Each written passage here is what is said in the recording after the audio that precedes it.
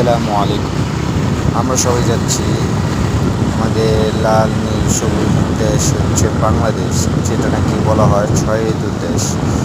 আমরা যাচ্ছি এক ধান গ্রামে, যেখানে নাকি ধান কাটা হয়। ঠিক আছে, কখনো দেখিনি, এখন যাচ্ছি দেখতে, দেখবো কীভাবে ধান কাটা হয়।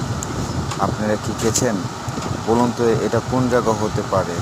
ঢাকার মধ্যে এটা আছে, বলতে পারবেন আপনারা সবাই? আর সময় থাকলে ঘুরে আসুন আপনারা সবাই। ধানের ক্ষেত আরও অনেক কিছু আছে, সামনে বাগানে আছে, আম বাগান আছে এবং সেখানে গরু হাটও নাকি আছে।